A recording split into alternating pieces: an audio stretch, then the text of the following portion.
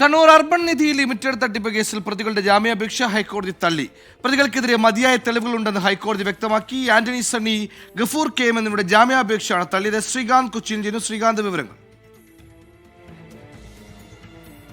Justice PV കുഞ്ഞികൃഷ്ണന്റെ ബെഞ്ചാണ് ഈ urban നിധി തട്ടിപ്പുമായി ബന്ധപ്പെട്ട ഹർജി, അവരുടെ ജാമ്യ ഹർജി തള്ളുകയുണ്ടായത്.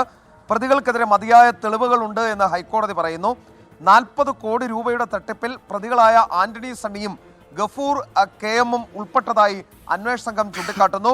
കണ്ണൂർ അർബൻ നിധി ലിമിറ്റഡിൽ നിന്നും പണം മറ്റ് അക്കൗണ്ടുകളിലേക്ക് മാറ്റിയെന്ന് ED നേരത്തെ കണ്ടെത്തിയിരുന്നു. തട്ടിപ്പിനായി എനിടൈം മണി പ്രൈവറ്റ് ലിമിറ്റഡ് എന്ന കമ്പനി ഉപയോഗിച്ചുവെന്നും അന്വേഷണ സംഘം കണ്ടെത്തിയിട്ടുണ്ട്.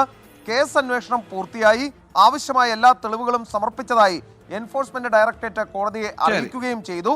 പ്രതികൾ ജാമ്യത്തിൽ ഇറങ്ങിയാൽ തെളിവ് നശിപ്പിക്കാനുള്ള സാധ്യതയുണ്ടെന്ന് ഹൈക്കോടതിയും നിരീക്ഷിച്ചു. തുടർന്നാണ് ജാമ്യാപേക്ഷ തള്ളിയത്. തൽക്കാലം ജയിലിൽ തുടരാം.